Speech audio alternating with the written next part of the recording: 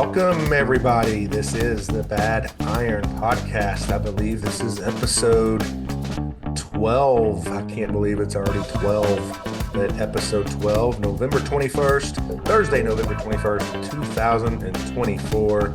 It's World Hello Day. If you were wondering what November 21st is known for, it's World Hello Day. But I'm here to have a little fun with you. We're going to go over some college games, one of my pet peeves, a little bit about World Hello Day, maybe do a few other new things on the podcast. I'm trying out something different pretty much every time because I just want to do something entertaining. If I can entertain myself when I listen back, then it's probably entertaining. So that's what we're going to do. And I kind of like starting off with some significance of the day. I don't know why. It's just something I like to do, but it's World Hello Day. Yes, you can Google it. They have their own website. 180 countries, I believe it is, participate, supposedly, in World Hello Day. And how do you participate? You participate by telling someone hello. And it's evidently it's a symbol of communicating instead of acting out violently. So I'm going to get to my pet peeves here in a minute, but there are definitely some times where I want to act out violently to people that do certain things, but we're going to get to that in just a minute. But for today and this weekend, it doesn't matter if it's not today on the 21st. The goal is to send 10 people a hello, just for no reason. Just say hello. Say hello. How are you doing? Doesn't matter who it is. I'm going to send it to random people. I'm going to call up. Let's see. I should do that while I'm on this podcast right now, but I'm not going to do it because my phone's not nearby. But I'm going to call. Let's see. Let's just make up something. Let's just pick up something. I'm going to call Domino's. I'm actually going to call Domino's Pizza. And I'm going to say, hello, how are you doing today? It's World Hello Day. So I'm saying hello and just hang up. Let's all do that today. Email, text, phone call. Do it today, tomorrow, the next day. If you can do 10 people, let me know on Twitter. Bad Iron Podcast on Twitter. I'd love to hear it. I'll give you kudos. I'll give you a virtual high five. I'm definitely going to do it. I might record a few and just see what happens and record and see what the people say on the other end of the line. I think that would be funny. I'm going to do that. So 10 times, 10 people over this weekend, World Hello Day. We're celebrating World Hello Day. That's what we do at Bad Iron Podcast. We got to put good karma into the world. Bad iron means bad luck. It means bad fortune. That's why I named this podcast that way. But I want to overcome that bad fortune. And speaking of that, I have been doing pretty good. 18-6 the last 2 weeks. We'll get to that in a minute. Overcoming all the bad iron the last 2 weeks in my picks. But it got me to thinking also about how many different languages can I think of to say hello? Honestly, I could only think of 4 or 5. Hello, of course, in English. Bonjour, I think that's French. There's hola, Spanish. I know hola. Ciao, I believe, is Italian. Something like Italian. Ciao is one. Shalom. That's somebody. Somebody says shalom for hello. And aloha in Hawaii. Those are the only ones I could come up with. I have no idea how to say hello in any other language, but I don't know. Do you know more than 4 or 5? I don't know. We're gonna have special guests on this weekend. Maybe we'll talk about that, and maybe I'll quiz them and see if they can come up with any more than just those 4 or 5. That might be a fun exercise for them to try to figure out how many ways to say hello. But 10 times we're going to do that this weekend. Say it in another language. Why not? Say shalom. I don't know. Is that okay to do? I guess it's okay to do. It's just a word. But anyway, that's what we're going to do this weekend, World Hello Day. Like I said, I'm going to do a different podcast later this weekend with some friends of mine. And we're doing a Friendsgiving weekend before Thanksgiving. So they'll be along with me. Hopefully they won't back out. Hopefully they'll join me and we'll have some fun on that. And that'll be fun to listen to. But we'll go over the NFL games on that podcast. Today, I'm just going to cover some college games. But before I get to that, I got to talk about, and this is really just me venting about a pet peeve of mine, which is men's feet in public, bare feet, flip-flop feet, whatever. I don't like seeing men's toes. I was at a brewery the other day where they serve food. My plate of food is there on the table. I'm relaxing, having a good day, and here comes bleep, bleep, bleep, blop. Dude with his gnawed, crusty feet, as Eddie Murphy used to say. I mean, he's like, his feet are 6 feet away from my food. That's unacceptable. I'd rather have flies on my food. I would eat food with flies on it before I would even have an appetite for eating when I'm looking at some dude's feet. Let's just be honest. Most dudes' feet are just nasty, including mine. Tennis shoes. That's what I wear. Even around the house, I wear tennis shoes. I have to force my wife to let me take my socks off at night just to let them air out. She doesn't. And then when I do that, they go under the covers. That's the way it should be. Women take care of their feet a lot better. They scrape them and they file the nails and they do things. Men are just not good with feet, and we wear weird shoes and weird, just nasty and not good with our feet. There may be 1% of the male population it would be acceptable to wear shoes that show your bare feet in public. So where are these places that we're not supposed to do it? Well, I just mentioned one. That's a restaurant. I don't care if it's outdoor, indoor, or whatever. Don't get close to me. He came right up next to me the at the bar when I was just ordering some food, and he ordered a drink, and feet were 3 feet from me, if not less. Another place I hate it is on an airplane. You cannot wear shoes like that in an airport or on an airplane. If I sit next to you and you're a man with flip flops on, I'm moving. If not, then I'm getting off in the plane and getting the next flight out. It's just it's just nasty. It's unacceptable. It should be a law. I bet you I can maybe put in a case with our new president to have this kind of stuff not allowed. I just can't take it anymore. And if you're on a beach, it's okay. There are acceptable places. Just be reasonable. You can go around your own house barefoot, but that doesn't mean anybody else wants to see your nasty feet. That's the worst thing. That is a huge pet peeve of mine. I can't believe it's taken me 12 podcasts to get that out. But there it is. It's out. I have way more to say about that, and I'll probably bring up more instances because it happens way too often. But that's the best thing about winter in Tennessee. Less people wearing flip-flops and Crocs. That's the best, or sandals. That's the best thing about winter. Cover your feet up, people. That's all I got to say. All right. Enough about that. I'm get my blood pressure down a little bit. Man, we don't need to see your feet. Okay. Come on now. It's just ridiculous. Sorry, I'm chewing ice. Beth. She hates when I do that. So, anyway, I said earlier, just in picks, pretty good week last week. 7-4 in college. Pretty good. 6-1 in the NFL last week. That's 13-5 last week. Take that. The week before, I went 5-1 in the NFL. So I'm 11-2 the last 2 weeks in the NFL. I'm not saying that's going to continue, but man, I hope you've been listening. I hope you've been listening because it's not just for me. This is for anybody who wants to listen. I'm not on Twitter selling my picks to anybody. This is a free listen. You can listen for free. There are people that sell their picks for $500 online and don't come anywhere near 11-2 in the NFL. They're selling picks and sometimes having losing weeks. I've had a couple of losing weeks, not bad ones, slightly losing, but the majority are winning. I have a system. I'm not sharing my system. I'm just giving you my opinions on these things. Hopefully, we can keep this going. We don't have a lot of football left in the season. It's kind of sad from that standpoint, but we do have the playoff coming up. We do have a lot more NFL. We're only halfway through the NFL. So, by the way, on the NFL last week of my picks, I had the Steelers +3 at Baltimore. They won outright. I had the Chargers, the Broncos, the Saints, and the Bills against my own Kansas City Chiefs. So I'm not afraid to pick against my Chiefs, or I'm not afraid to go against the heart.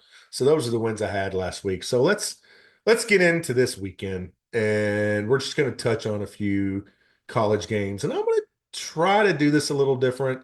I am not a producer, so this may really flop.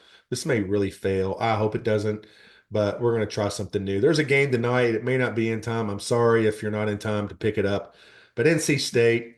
I don't usually bet the ACC. I think it's a dumpster fire, but NC State plays at Georgia Tech, and this is a trend I kind of like to look at, which is a team coming off a big win, and Georgia Tech's coming off a big win against Miami. Maybe didn't put Miami out of the playoff, but definitely dropped them out of the top four, I believe. And so, this is going to be an interesting game. And Georgia Tech is right now a 10-point favorite at home against NC State. You may hear a little something in the background there. That's something I'm going to try to do a little bit. I love fight songs. So this is the team I'm taking. And you know who this team is. Is this Georgia Tech or NC State? It's NC State. We're taking the Wolfpack plus 10. Georgia Tech overreaction to beating Miami. They may win the game, but I really think that NC State will cover the spread and may even give Georgia Tech a surprise and win this game outright. So the first pick is NC State. The next pick, we're going to Saturday now games. We got Syracuse playing at home against UConn. That sounds like a basketball game I would bet on, not a football game. Syracuse and UConn, are they playing in the Carrier Dome? Is Jim Boeheim the coach? Jim Calhoun? Who's in the house? It's neither. It's UConn at Syracuse. I've done pretty well, honestly, with Syracuse over the past few weeks, including beating Cal last week in Cal. They have Miami next week. Syracuse has Miami next week. They're looking ahead. They just flew out west from California. Who knows what they did out there in Berkeley while they were out there. UConn can control the game on the ground if they cannot turn the ball over. You're hearing it right now. We're going UConn, getting 11 points at Syracuse this week. Keep it close, UConn, and we'll play this fight song again next week. Next, we're going to go out west. The Mormons of BYU just basically lost any chance they had of the playoffs. They still have an outside chance. They play Arizona State at Arizona State this weekend. They, to me, have been a great pick most of the year, and won a lot of money on the Mormons out there. But they're going to Arizona State and the Sun Devils. Sun Devils are giving 2.5 points to BYU. I don't know what the Mormon BYU fight song is, but this is the Arizona State Sun Devils. So we're going to take Arizona State minus 2.5 minus 2 against BYU at home. Next up, we have Kansas hosting Colorado, the team that beat BYU, which was a weird spread we talked about last week, that Kansas was favored at BYU. BYU undefeated, and I think we're in the top 10, but Kansas was favored. If you look at Kansas's schedule, I mean, they have lost a ton of close games. One-score games. They could have won. They could be out just outside the top 10 themselves. They're at home against Colorado. I think Colorado, I've not done great against them this year, just because I think they're going to fall at some point and put in a stinker. I hope it's this week, because I'm taking the Jayhawks plus 3, getting 3 points at home against Colorado. I really like that. I think Kansas could win this game outright, knock another team out of the playoffs, Colorado, and wouldn't we all love to see it if they could do it against the Dion-led Colorado Buffaloes. Kansas plus 3 versus Colorado at home. So now we're going to move to a team that's in my home state, Louisville Cardinals, who have disappointed most this year. They were on the precipice of the playoff last year. They've got my team, Kentucky, next week, but they've had a couple of really bad losses, a couple of really good wins, and they're playing at home against Pittsburgh, who we had last week against Clemson. They didn't get the victory. They almost did, but they didn't quite get the victory. But they played a great game against Clemson. Now they go to Louisville, and they're getting 8.5 points. I think Louisville, now that they don't have a chance to playoff, they may be not tanking the season, but they may not be as motivated as they normally would be. So I am going to take Pitt plus the 8.5. We'll wave a cheer for Minnie and sing her songs loud and clear for the University of Pittsburgh. Hail Pitt. plus 8.5 at LSU. I like their chances to keep it close there. Speaking of the team that Louisville's going to play next week, they're going to play Kentucky next week. But Kentucky, in the meantime, my team, last podcast, I really talked about Kentucky beating Duke in basketball, which was an amazing performance. But we've got now Kentucky going to Texas. Texas, number 3 in the nation, definitely a very, very likely candidate for a top 4 spot in the playoff. They're playing Texas A&M next week, a huge game for them. Not just a rivalry game, but also a game of old lore, we're going to call it. But it also has a lot of implications on the playoffs and the SEC. Kentucky getting healthy. Kentucky's a 21-point underdog going to Texas.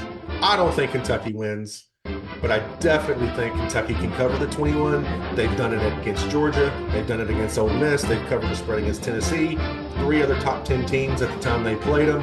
This is the other top 10 team. This is a hurrah for Mark Stoops. This is a we're better than we played this year type of game. They may not win the game, but they're going to play good enough to keep it within 21 points. So give me the Cats covering 21 at Texas in Austin.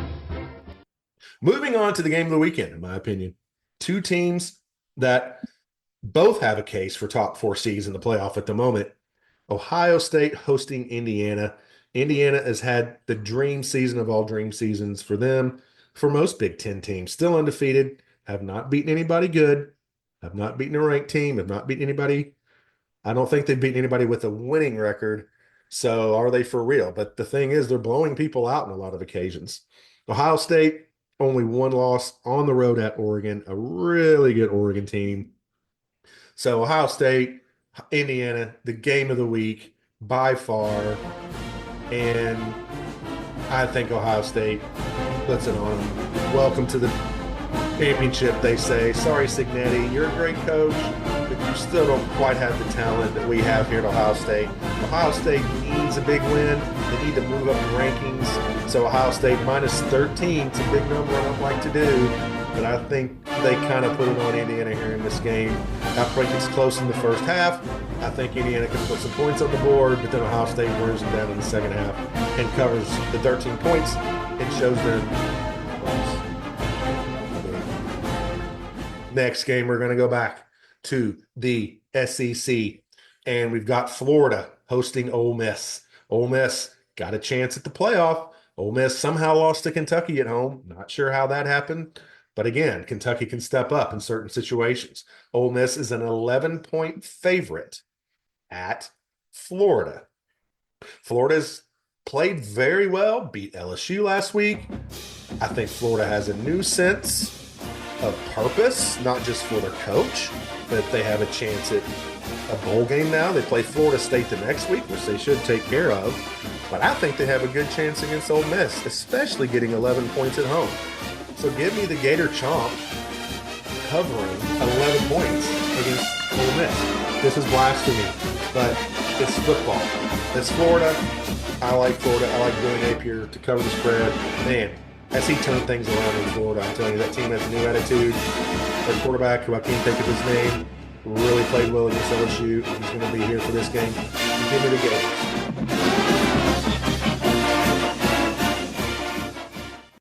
I didn't want to say go Gators there. You all know that that's what they do, though.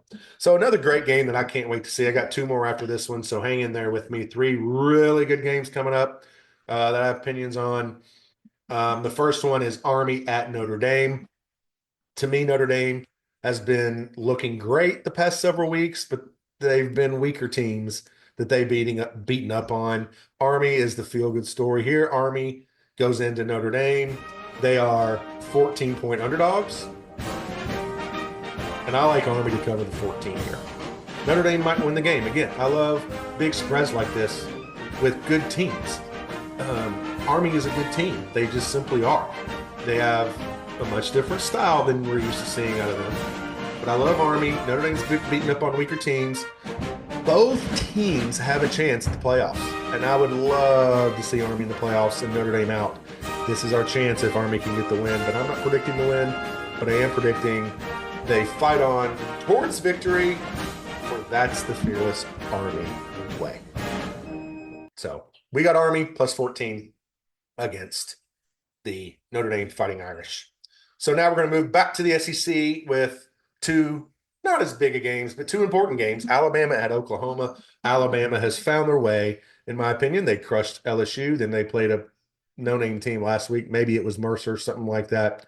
But Alabama's going to Oklahoma. Welcome to the SEC, Oklahoma, by the way, this year.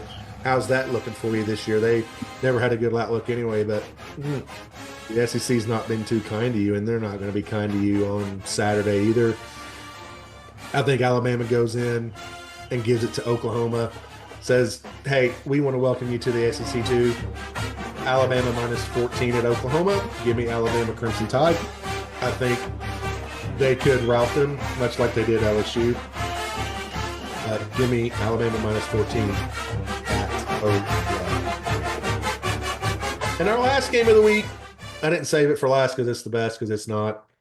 I saved it because it's probably one of the most cool fight songs, the 12th Man, if you know who that is. Texas A&M is going on the road to play Auburn. And I said earlier Texas might be looking ahead to Texas A&M. Texas A&M might be looking ahead to Texas. But the Aggies are way better than Auburn. I don't care that they're playing at Auburn. I don't care if it's senior day. I don't care at all about any of those things. A&M is a much better team. They have a lot more to play for in this game at Auburn. So give me the Texas A&M Aggies that go into Auburn. It's only -2. Vanderbilt went in there and beat Auburn. A&M can do it too, even if they're looking ahead. That's it for my picks for this weekend. I hope you enjoyed the Bad Iron podcast, and I hope you listen to the next one, because we're going to have some fun. We're going to have some new people on the podcast next weekend. So I look forward to talking to everybody. Good luck on your picks this week. Go Chiefs, and have a happy weekend. Thank you, everybody. Adios.